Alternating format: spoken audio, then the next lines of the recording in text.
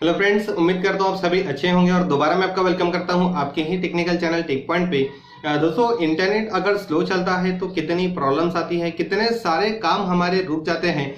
जैसे कि दोस्तों यहाँ पर फिलहाल अभी मैं एक यूट्यूबर हूँ और मैं जानता हूँ कि अगर नेट के स्पीड अगर स्लो है और एक बड़ी फाइल अपलोड करनी है तो कितनी प्रॉब्लम्स आती हैं। दोस्तों कई कई घंटे लग जाते हैं जो है वो कुछ एमबी या 1 जीबी की फाइल को अपलोड करने के लिए। इवन अगर 4G का नेटवर्क अगर हम यूज कर रहे हैं, जैसे कि अभी नॉर्मली हम सभी इस्तेमाल कर ही रहे हैं, मेरे पास भी यहाँ पर जियो का नेट है, काफी अच्छी स्पीड जो है वो मिलती है। लेकिन कभी कभी इतनी प्रॉब्लम्स आ जाती है नेटवर्क को लेके कि वाकई में यार इतना परेशान हो जाता हूँ कि यार ये फाइल अपलोड क्यों नहीं हो रही। दोस्तों इसी के चलते यहाँ पर कुछ एक ट्रिक जो है मेरे हाथ लगी है, जो मैं आपसे शेयर करना चाहता हूं कि अगर आप इंटरनेट चला रहे हो और आपका नेटवर्क भी प्रॉपरली आ रहा है लेकिन आपका नेट स्लो चल रहा है, तो उसको आप छोटी सी सेटिंग करके आपके मोबाइल के नेटवर्क में एक सेटिंग आपको करनी है, जिसकी वजह से आपके मोबाइल के इंटरनेट की स्पीड जो है वो काफी बेहतर हो सकती है।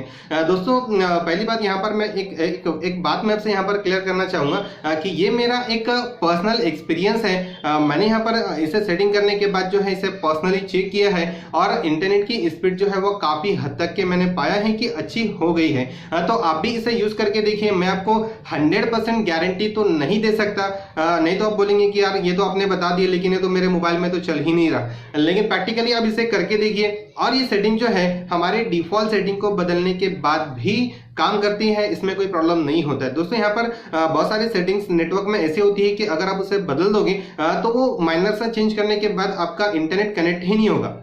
लेकिन फिलहाल अभी मैं आपको कुछ चेंजेस यहाँ पर बताना चाहता हूँ। अगर वो चेंजेस आप कर लोगे आपके मोबाइल के नेटवर्क की सेटिंग में तो आपका इंटरनेट भी कनेक्ट होगा और काफी हद तक के आप देखोगे कि काफी हद तक के इंटरनेट की स्पीड भी आपकी बढ़ जाएगी। तो चलिए देख लेते हैं, बढ़ते मोबाइल स्क्रीन की तरफ और कौन सी वो सेटिंग है उसे समझ लेते हैं। सो फ्रेंड्स, सबसे पहले तो हमें आना है हमारे मोबाइल की सेटिंग में। जो हमारी मोबाइल की जनरल सेटिंग होती है उसे आप ओपन कर लीजिए। उसके बाद हमें आना होता है हमारे नेटवर्क सेटिंग में। जैसे कि फ़िलहाल भी यहाँ पर आप देख सकते हैं dual SIM and mobile data, इसे मैं टैप कर रहा हूँ और मेरे पास फ़िलहाल अभी जो है वो ओप्पो का F1s जो मॉडल जो मोबाइल में यूज़ कर रहा हूँ वो है। ये जो सेटिंग है ये अलग अलग जगहों पर हो सकती है, बट जनरल सी यहाँ पर नेटवर्क सेटिंग में आपको ये सारी इन्फॉर्मेशन जो है वो मिल जाएगी आसानी से। तो चलिए फ़िलहाल अभी यहाँ पर मेरे पास दो नंबर है, जिसमें से एक जियो का है और एक फ़िलहाल अभी एयरटेल का है। जो टेलीनॉर था अभी एयरटेल हो चुका है। तो नॉर्मली यहाँ पर जियो पर मेरा नेट चलता है तो मैं इसे टैप करता हूँ। उसके बाद हम नीचे की तरफ हम देख सकते हैं यहाँ पर एक्सेस पॉइंट नेम जो है यहाँ पर लिखा हुआ है, इसे हमें टैप करना है। टैप करने के बाद जो हम देखेंगे कि यहाँ पर एक डिफ़ॉल्ट एक्सेस पॉइंट जिसे हम APN कहते हैं, तो ये बाय डिफ़ॉल्ट यहाँ पर एक तो होता ही है जिसके ज़रिए हमारा नेट चलता है।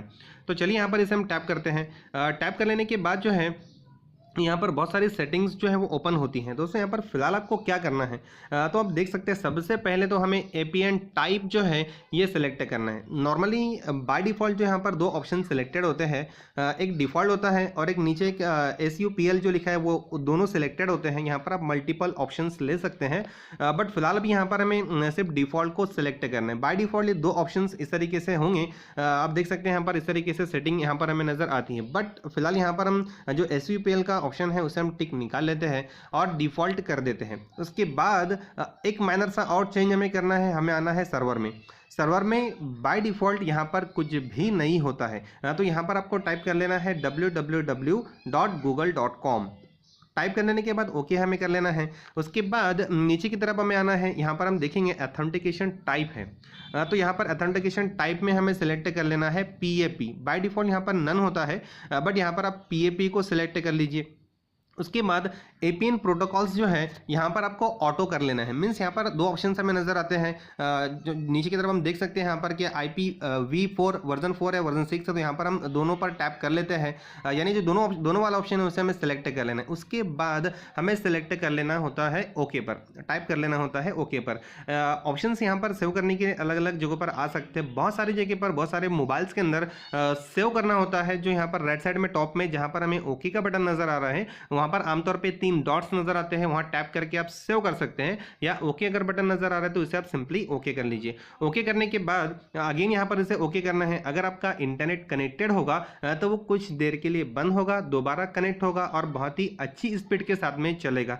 जैसे कि मैंने आपको बताया कि मैं 100% आपको जो श्योरिटी नहीं दे सकता, बट इसे आप आपके लेवल पर करके देखिए। डेफिनेटली यहाँ पर मैंने तो इसे किया है और काफ़ी अच्छी स्पीड, यूट्यूब के वीडियोस भी बहुत ही अच्छी तरीके से यहाँ पर दिख रहे हैं। बट अब इसे करके देखिए, अगर ये ट्रिक आपके लिए काम में आती है तो आपका बहुत सारा टाइम जो है इसकी वजह से बच सकता है।